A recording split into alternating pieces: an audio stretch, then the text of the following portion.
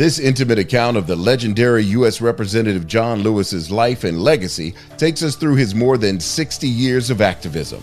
From the bold teenager on the front lines of the civil rights movement to the legislative powerhouse he is today, Don Porter's John Lewis, Good Trouble, is a moving tribute to the real-life hero at the forefront of many hard-won battles for lasting change. Available on DVD and digital. Black woman. Beautiful, powerful, resilient female of African descent with skin kissed by the sun. Conversation. A talk, especially an informal one, between two or more people in which news and ideas are exchanged. We love being Black women. Black women are ambitious. Black women are confident. Black women are diligent. We are tenacious. We walk out of our houses put together. We are many shades and personalities of fabulous. But we as Black women don't talk about our dilemmas, current events, and what's going on every day that affects us. So we created this podcast as a way to laugh together, cry together, and have an open conversation about life as Black women. Oh, that's deep. Black Women Conversations.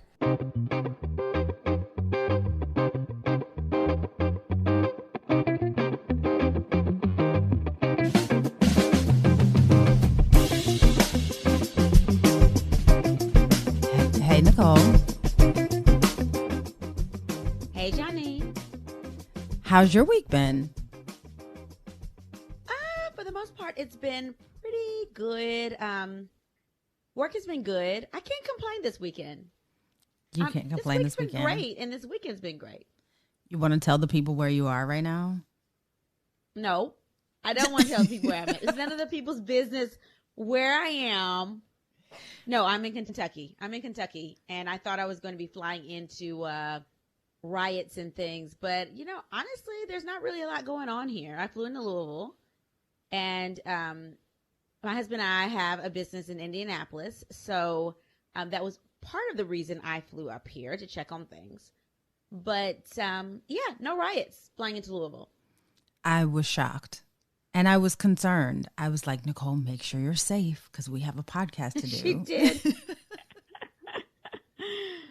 And I was like, I wish somebody would. It's the little ones. Everybody don't mess with the little ones. I'm trying to tell you, they're the worst. Just leave them be. You hear me? So, yeah, I thought that the world was going to burn down because that's how it seemed. Since we've talked, there was a non-justice forward motion with the Breonna Taylor case. I don't even think that it's worth mentioning because really it made no bearing on the case, honestly. Well, it's just disrespectful is what it is. Just the fact that he couldn't even tell this woman's mama, we have charges against this officer, but it doesn't really have to do with endangering or killing your child. It's endangering the neighbors. Yeah. Yes, the world is burning down. We're very aware. Nicole, you and I talked about this earlier this week. This podcast has become like dark a little, so we don't want it to be dark anymore. So we're going to make a very concerted effort to be positive and find positive things to talk about. So I guess you could call this positive. I know, right? So how about this? We are not going to talk about things that are so dark. We're going to talk about things that affect us, obviously, but not so dark. But we do have a one positive note, right? So this week I signed up for the 28-day challenge with friend of the podcast, Jackie Page. And we'll post the information. So if you want to sign up for the 28-day challenge with us, I convinced Nicole to sign up for the 28-day challenge. I'm not sure. It was not really convincing. It was, hey, I signed us up for the 28-day challenge. Are you okay doing it? And I was like, But then I said, no pressure. And then you text me back and you were like, okay, no pressure. So I was like, okay, we're doing it. So 28-day challenge. It starts on October the 5th with, like I said, friend of the podcast, Jackie Page. And it's super amazing. I will actually post the information. So here's the thing, you all. 2020 has been trash, okay? We all know that. But we can come out of 2020 with some nice bodies, though, can't we? I'm trying to come out looking amazing, which is why I was like, okay, I need to lose a few pounds, so I'll do it. We are going to take 2020 out with a bang, and we're going to be fly doing it. So there we go. That's right. All right, Janine, so what's on your timeline this week? Okay, so Gayle King, friend of Oprah, is in the news again for sticking her foot in her mouth. Gail, just please, this year, don't say anything else. Just report the news, report the facts, and don't give any opinion. Don't ask any additional questions. So here's what happened. So as we know, on the 29th, we had, because by the time you all listen to this, it would be after the 29th. So we had a presidential debate. She was talking to Nancy Pelosi about the new Supreme Court Justice nominee, Amy Coney Barrett. The conversation kind of switched into the debate. In the conversation, Gayle King brought up the fact that Nancy Pelosi had previously said that she didn't feel like Joe Biden should debate Donald Trump. I understand it because, you know, like the old folks used to say, when you argue with a fool, it only proves that they're two fools. So I understood what she was saying. Don't they say it, right? So true. So I understood exactly what she was saying, but Gayle was kind of, you know, pushing like she's known to do. She said, well, you know, why did you say this? Do you still believe that? And Nancy Pelosi stood by what she said. She said, not that I don't think that he'll be excellent. I just think that the president has no fidelity to fact or truth. And then she goes on to say, he and his henchmen are a danger to our democracy. So Gayle comes back at her and says, your language to some is just as egregious as the rhetoric that is directed towards you. What? So thankfully, Nancy Pelosi, in true Nancy Pelosi fashion, comes back and said, I don't care what they said. She did, and said, I don't care what they say about me. She was like, okay, Gayle. So now here's the thing. I hate to come down on Gayle. I really do, because, you know, she's a sister. But Gayle, you work for CBS News. You do not work for Fox News. This is not what we are looking for or expecting from you. And I understand that she has to be a journalist and she has to report, and her report needs to be nonpartisan. I completely understand that. But what we don't want is for you to like nudge or poke the bear. We already know that this election is literally the fight for our lives. And I'm like, really, Gayle? Really? You want to ask Nancy Pelosi about how she's referring to Donald Trump's people as henchmen? They are henchmen, and they are a threat to our democracy. Where's the lie? I didn't see it. And Gayle, why are we doing this? You know, I just kind of wonder if she's going to come back and say something. You know, that's not really what I meant. That's not the direction that I was trying to go. The truth of the matter is, we do not have any liberty, leeway. We cannot make any missteps in this election, right? We don't want to put any thoughts in people's minds that might be undecided. We do not want to give them any footholds. We do not want this craziness like we had with Hillary and these emails. We have to focus on the goal, and make sure that everything that you report and or say and or ask is in an effort to get towards that goal. We're trying not to cancel culture on Gayle. But she's looking like AG Daniel Cameron right now with questions like that to Nancy Pelosi. Just saying. Mm-hmm. So we know that also earlier this year, she had a misstep earlier. I think it was back in February with her interview with Lisa Leslie, where Gayle asked, you know, about Kobe Bryant's 2003 rape charge that was dropped. I mean, it was shortly after his death. It was absolutely ridiculous. Like, why would you even ask that?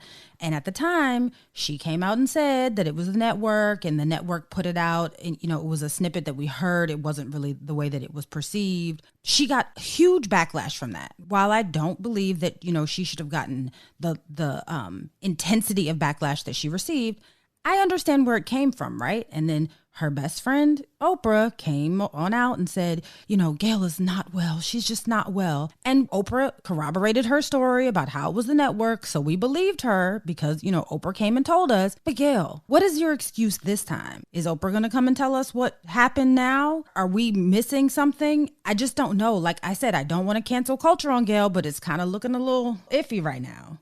Oprah to the rescue. You know, she's going to come out and say something pretty soon. You know it's going to happen. I think Gayle forgets that she's not Oprah. I'm just saying, she's not Oprah. You cannot say nor do the things that Oprah does. And Oprah is so subtle in the way she says stuff. Oprah will have you admitting your hoish ways, and you don't even know that's what she's doing until you watch it again. You're like, did she really ask me that? Not really. Right.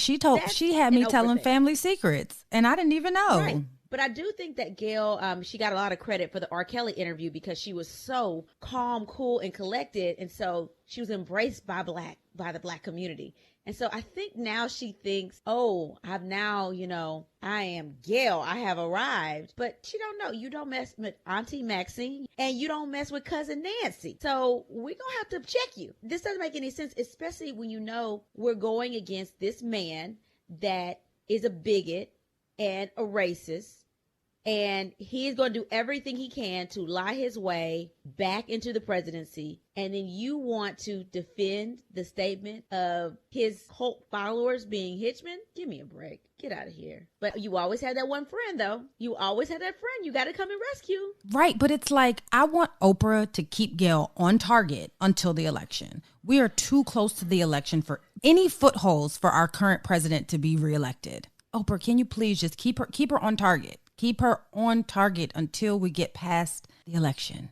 That's all I'm asking. So do you remember, it's really interesting. Do you remember when in the OG Chronicles, Oprah was like, hey, Gail, do you remember when you had that new friend and you wanted to bring that new friend into the friend group and really all she wanted to do was sleep with your husband? I was like, oh, and she did it so eloquently. And I feel like, and Gail just was like, yeah, you know what? It's right. Now, me, I would have been like, did you really just tell my business? But again, it's Oprah. She has a very interesting way of getting whatever she wants out of you. And she said it so eloquently, like, remember, girl, you wanted to be friends with that girl and she just wanted to sleep with your man. Remember that? And I'm always very fascinated by their friendship. I wonder how, like, what the exact dynamic of their friendship is. I mean, we've seen it in their like road trips and their OG Chronicles and just, the shows over the years. I would really like to have a inside scoop on what their friendship is really like. Janine, do you have those type of friends you feel like you have to save?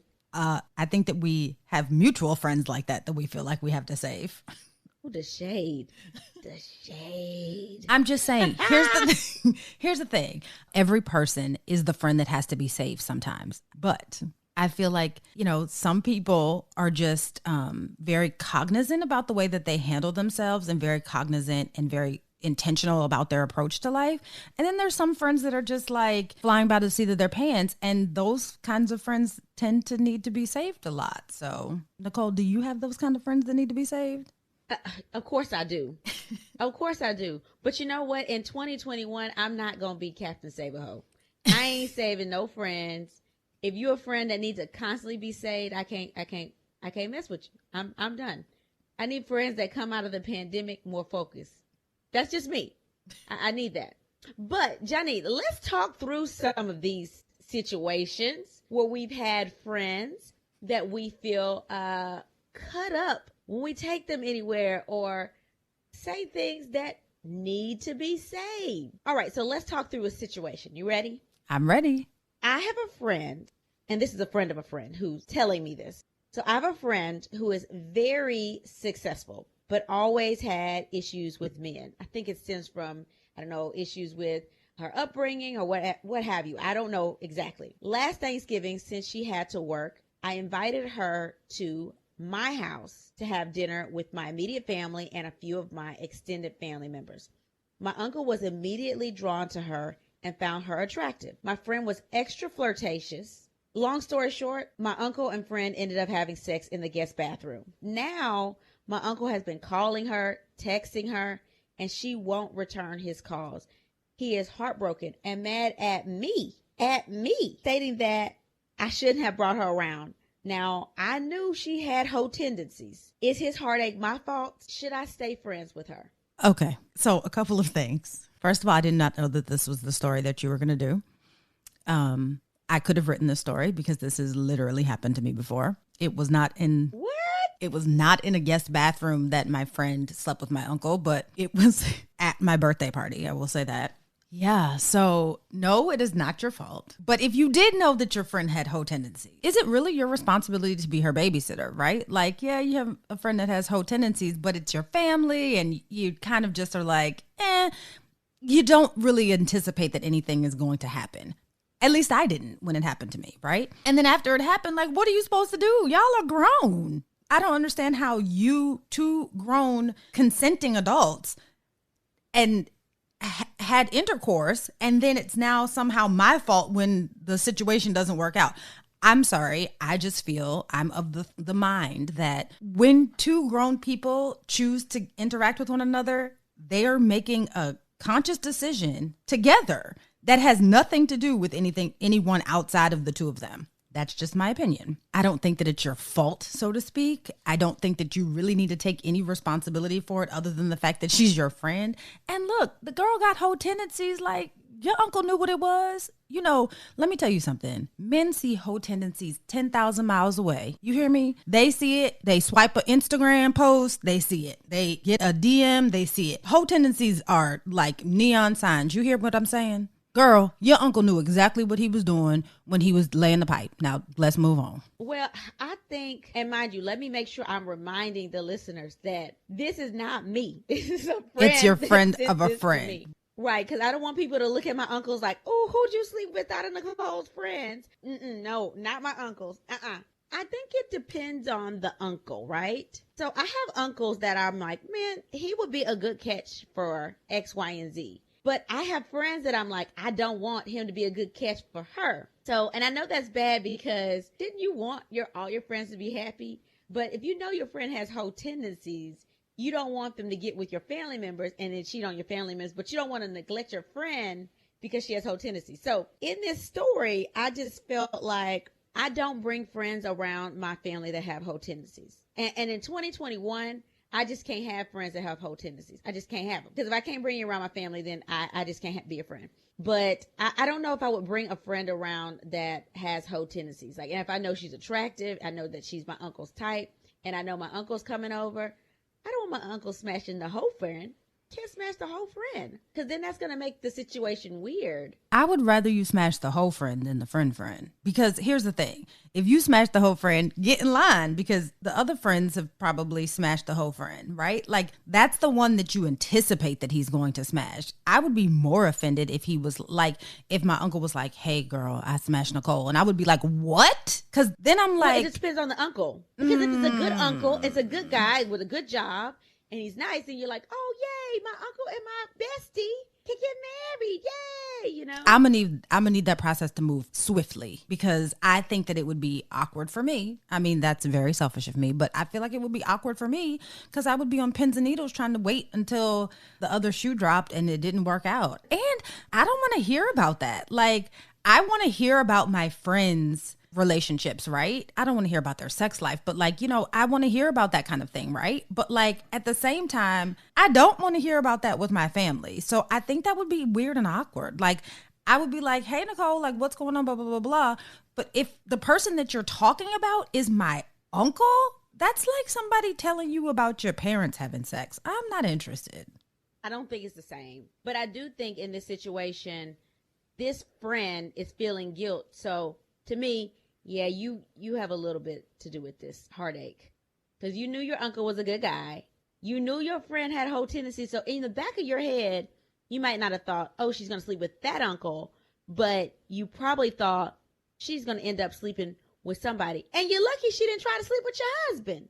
That's what I was thinking. Friends around with whole tendencies. I'm just saying. Let me tell you, my mama told me very early, don't ever trust your friends around your man. That's not true. I would be trustworthy around your husband. Well, Nicole, you like a sister to me, so that doesn't really count. But like you and I both know, okay, let's not pull people's cards that might be listening, okay? You and I both know that we have friends that we know cannot be trusted around our man or anybody else's man, correct? Touche. Touche. All right, your scenario. Okay, so mine is long. We got it from a message. People send us messages, so there we have it. The title of it is, My Husband Helped Cover Up My Friend's Affair and Can't Understand Why I'm Angry at Both of Them. Intense already. So, of course, I'm like, I like this, okay? Hi, ladies. I'm a 32-year-old woman, and my husband and I have been together for 7 years. He has a best friend, Brandon, who is married to my best friend, Crystal. My husband and I met through our friends, Brandon and Crystal. So we are extremely close, and we do a whole lot of things together as couples. About a month ago, Brandon called my husband upset because he suspected that Crystal was cheating on him. She claims that she wasn't cheating, but she did admit to having an inappropriate conversation with someone that she worked with. I talked to her and she talked to Brandon, and she swore that she had not had any physical contact with him and that she would end the communication. Well, 4 days ago, Brandon and Crystal called us, and in the conversation, Brandon worked in asking my husband if Crystal had met her to drop off my daughter's birthday gift. My husband said yes. Now I know that they were lying because, one, my husband is a terrible liar, so Brandon probably knows that he's lying too. But two, and more importantly, is I know that she's lying because I literally just yesterday picked up my child's birthday gift from Crystal. Initially, I kept quiet to not get involved, but then when I started thinking about it, it bothered me that they were somehow sneaking around and I was unaware of what was going on. When I talked to my husband about it, he immediately became defensive and he said that he was just helping her out because Brandon tends to be a little bit controlling. As I said, my husband isn't a good liar, so I knew that this was BS. When I told him that I was going to tell Brandon, he said that I shouldn't do that. I was going to mess up a whole lot of things. We eventually argued and I told him that I didn't trust him. If you would cover up for her, then you could probably also be covering up for yourself. Hell, how do I know that my husband isn't cheating? How do I know that my husband isn't cheating with her? I moved into our guest room and haven't really spoken to my husband in the last 4 days. He keeps saying that he doesn't understand why I think that it's such a big deal as he's not the one having an affair. Ladies, how do I explain to my husband why I'm so upset with him? More importantly, how can I trust him? Am I overreacting? Why did my friend not tell me what's going on? Please help me before I slay. It's funny because she has it in quotes. Slay both my husband and my best friend, Mila. Your husband cheating with your friend, girl. Your husband is definitely cheating with your friend. Because, I mean, I don't know any man that is not regularly conversing with someone or has feelings for someone that's going to just on a whim lie for you. That's like you and your husband, Janine, and then me and my husband all being a group of friends. And I'm lying to my husband and my husband calling your husband and saying, hey, were you with Nicole on such day and she dropped this package off to you? And your husband will say, oh yeah, I was with her. No, he's not. He's going to be like, I don't know what you're talking about, because that's not his friend. Girl, the only reason that he lied on a whim is because he's protecting himself. This is his side lover. And they're both lying. But let me tell you something. I'm not moving out of my bedroom. You gonna get out and he is gonna go to the guest bedroom. Ain't no woman supposed to move out of their bedroom. What is she doing? She's making this too easy. He's sitting up on the phone all night in their bedroom talking. Why? Because she's in the guest bedroom. And now he has the freedom to do whatever he wants in the comforts of his own bedroom. So now she has to come to the bedroom to get her clothes and then go and take a shower. She has to come to the bedroom and get her makeup and bring it somewhere else. No, you're making this way too convenient for him. You should have made him sleep on the sofa or in the guest bedroom. But yeah, girl, that's cheating. So do you think that there was really no one at work? It was really her husband all along? It could have been somebody else. She sounded like she got whole tendencies too. I'm just saying. Well, here's the thing though. That's the issue, right? So two sets of friends are married to one another. So do you want to keep status quo and keep your families together? Or do you want to say something? Because it never said that she actually said anything, right? It said that she was uneasy with it. And so she suggested that she was going to say something to Brandon, but her husband was like, you're going to mess things up. So do you say something? Like, do you just quietly depart the relationship yourself? Like, how does she move forward? I would confront them both. I would literally exclude Brandon from the conversation and talk to Crystal and my husband and say, hey girl, can you come over today for coffee? We just want to catch up. And when she got over there, I would say, hey, come out the bedroom. Let's talk. So I don't know what y'all were doing on the phone the other day, but I know that y'all were lying because you gave me that gift, the one you lied about and said you dropped off to my husband as a cover. So are y'all sleeping together or is something else going on? I want to know now. I will put it out. See what happens then. Yeah. See who's looking at who. I think that's smart to bring them together because then you can gauge body language and You can see who starts squirming. You know what I mean? Like, I don't know. And she said that her husband's not a good liar. So you know that it's going to come out. Like, come on. Right. Now. It's going to come out. And it's not about like, oh, we're going to keep the friendship together. You better worry about your marriage. Why I know. are you worried about this friendship?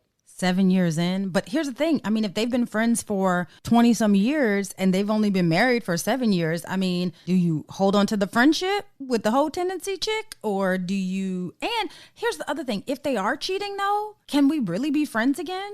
Like if you're sleeping with my husband, can we salvage this friendship? Is that even a thing? No, that's not a thing. If you are sleeping with my husband, friendship over. Marriage might be over. So no, you never go trust her around your man again. If I can't trust you around my kids or my man, then you don't need to be at my house, period. And I don't want to be your friend because when you talk to me about your relationship, the only thing I'm going to say is, well, the reason your relationship is messed up is because you slept with my husband. Yeah, you're right. Be like that karma is sucking, right? Remember that time when you thought that it was a good idea to sleep with my husband? That's why this is happening. I might stab you and then hire some, Chris Stewart attorney to get me off for temporary insanity. I'm just saying, like, that is not something you do. You don't sleep with somebody else's husband, especially your friend's husband. That's just downright dirty. That's just nasty, dirty. Well, Mila said, I thought it was so cute because she put slay in parentheses, but she said, please help me before I slay my husband and my best friend. Like, I don't know, though. If your best friend, though, Nicole, your best friend probably took a bath with you when you were a child. You know what I mean? Like, I don't know that I would be able to let my best friend go. But we all know that Janine has issues with friendship boundaries. So, well, I have a really good friend that he and his brother have married family members. And this friend is now having trouble with his wife. Of course, when I talk to him, I'm like, you realize that's going to mess up the whole family dynamic. Absolutely. If you and your wife split. Like, what happens because your brother is also married to a family member? So how is that going to be? Like when you go to your brother's house, this family member of your wives is there? Or if your brother and his wife come down, are they coming to your house? Are they coming to your wife's house? I mean, how is that going to work?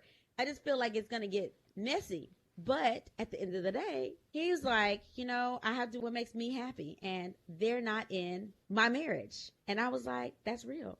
That is very real. Like he said, it's his marriage. So unless you're about to sit over here and deal with whatever drama we have and pay these bills, no opinions am I accepting. Okay? Right. I just don't believe that somebody should stay in a toxic situation because it's going to wreak havoc on the family in general. I feel like the family in general, that extended family, will be okay. Eventually they'll be okay. Eventually you'll figure out like, okay, when I go home and go to my brother's house, I can't stay at his house. I'm just going to stay in a hotel. In your scenario, you're like they're brothers, right? So like the brothers, it's like that's literal bros before hoes, right? Like they're no matter what each other does, they're still going to be brothers. That's just how this works, right? So if one relationship works out or the other one doesn't, they're still going to be brothers. Maybe it's your best friend or you're really close with your best friend. You're going to lose your best friend because your man was crazy and couldn't keep his Peter in his pants. Hell yes. Okay, yes. So you keep him or you keep her or you don't keep either one of them. You don't keep either one of them. My thing is a toxic relationship is a toxic relationship. Okay, so if you have a friend let's say, Janine, you and I, friends like sisters, right? If you slept with my husband, we are no longer sister friends. We're no longer friends. We're no longer friends. And guess what? My husband is now my ex-husband. Yeah. Nicole, I always have If I slept with your husband, you would not be my friend anymore. Yes, I agree. But Nicole, you know that I struggle with these like cutoff boundaries, right? Like we know this. And I'm gonna help you. We know this. I'm gonna help you because you need help. Because what good is it going to be holding on to a friendship that didn't value you enough to respect you? Because that's a level of respect. I don't care how horny you get. There are vibrators for that. There are apps for that. You can find somebody to sleep with, okay? But you want what I have, and so you try to dismantle what I have going on. That's not right. That's not a friend. That's somebody trying to see you suffer. That's somebody trying to take what you have. That's not right. I agree. No, I agree. So I say dismantle the friendship if you're gonna have your life uprooted, because then you can't trust that friend ever. That friend is not gonna come back around and be a friend. Don't worry. If you're ever in that situation, as a friend, I would help you figure that out.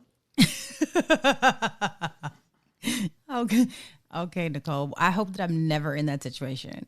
So, Janine, speaking of friends and new friends, let's talk about what we learned new this week. My learned something new was so relevant to this topic. So if you want to get rid of your old friend, there are tons of non-romantic apps out there to make and meet new friends. Really? So, yep, there's an app called Vina, V-I-N-A, and then one called Manara.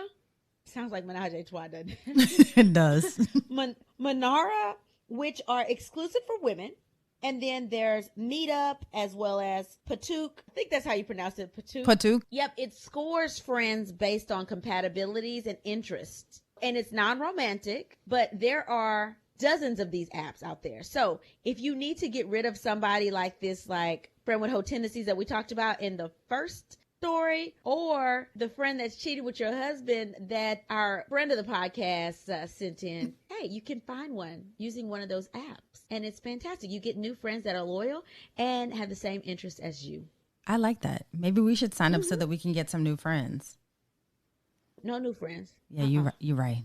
You're right.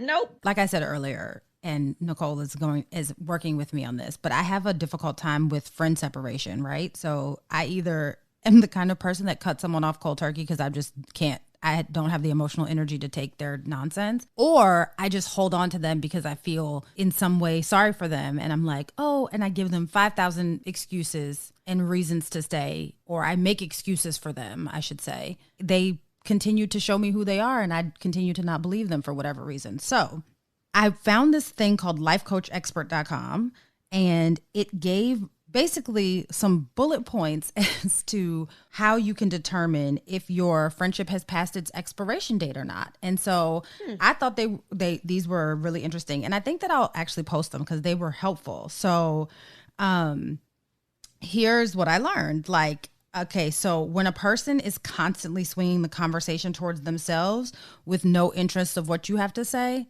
possibly past its expiration date. When a person is simply using you to vent and all they do is vent and it's like, okay, bye, past its expiration date. When a person is too drama filled for you to even spend quality time with them because the quality time draining you emotionally, yeah, you probably should let that one go. And when a person is putting you down or criticizing you for some reason, especially if they're criticizing you for something that's beyond your control, let it go. When a person is solely driven to compete with you, and that's what you were talking about earlier. Like, if you want what I have constantly as opposed to getting your own, like, look, it's enough out here for all of us to win. Let me be clear. We can all win. When a person's behavior constantly compromises your morals or your safety, let that go. Last and probably most importantly, when a person betrays your trust, you should probably let it go. And those are 7 ways to recognize when a friendship is not worth saving. Those are great. And listening to you, Janine, I was thinking, oh, she got a friend that did that. Get rid of her. Sure She do. got a friend that did that too. Get rid of her.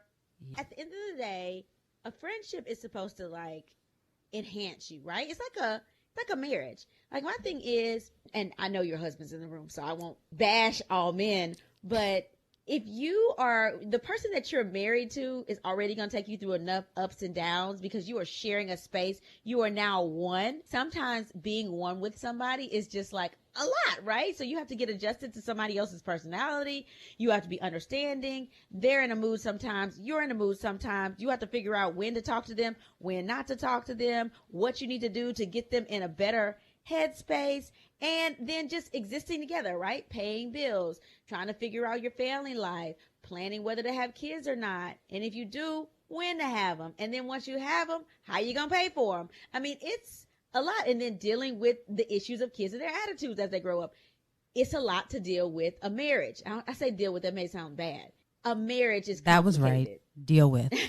Is correct. So your friendship shouldn't be that dramaful. It shouldn't be that complex. Your friendship should sort of relieve you. You bounce ideas off of one another. You help one another grow. They're like your advisory council. They're the people that are on your dream team. And if you're not on the dream team and you can't add to anybody else's team, you got to let that go. Yeah, we don't have space for bench riders. No, absolutely not. If everything is about you, that means that you need a counselor. You don't need a friend. You need to go and pay somebody $200 an hour to listen to you to help you solve your problems. And I won't say, hey, I know I vent to my friends, but you should be able to vent to your friends and your friends vent to you back. It shouldn't be all one-sided. Don't be selfish in the friendship. I mean, that's what friends are for, right? Like, you all get to vent to each other. And when one person is not, then y'all not friends. Like, you know, but Janine will tell people, I accept payment for counseling. That's you won't tell your friends that. That's your issue. Yeah, that's a problem. I do that a lot, though, Nicole. Now that you point that out, I do that a lot. I'm like, okay. Oh, my God, you do that a lot. I'm just like, okay, let me sit here and listen to all of your problems. And then it's like, I don't know why I waste my time, because you're literally going to do the exact same thing that you did the last time and then come back to me and tell me that it didn't work. I could have told you that. It's one thing to vent and you help somebody solve their problem and you're like, okay, now moving on. And I'm not saying that people have to vent to make it a concrete decision, something definitive, and move on. Sometimes you're venting just because you're having a bad day. I get it. Mm-hmm. But if you have a friend that's in like another toxic environment or a toxic relationship, and you know this relationship is not good, and you're just listening over hour after hour and nothing ever changes, you look up and it's been a year and y'all still talking about the same thing, the world. And she's never asking, how are you doing? What can I help you with? Y'all should see Janine. She's in deep thought right now. Because I always feel like it's quite cyclical. Like, this is your valley, right? And I just happen to be in a peak season. But it just seems that some people would like to live in the valley. You know, and some people like that valley. Yeah. And I really have to come to the conclusion that it's okay if some people are not ready to get out of the valley. It's fine. Like, stay in the valley. That's fine. And when you're ready to get out, I can be here. But you can't force anybody out of the valley. And that's what I have a difficult time with. Well, and I say this because yesterday you told me, Nicole, when we reconnected, I did not know this personality of you. You were different. And I was in a valley, right? And she's like, but now I see this is the Nicole you were in college. Yep. This is the Nicole I remember. I say that to say, yes, I was in a valley, and I think we go through these times in our life that we're in a valley, but I still did not come to you and vent every single day about the valley. Not at all. So, as a matter of fact, you didn't vent a lot at all. You are very cognizant of handling your business. I think that that's what makes you, I don't want to say what makes you, it's one of the things that makes you a great friend. But I say all that to say, we have to check when we're in a valley, and whether that valley is just you're going through something at work or in your marriage or in your home life, versus if you're in like a completely toxic situation that's dangerous and you're venting all the time because you're in desperation and you need to get out.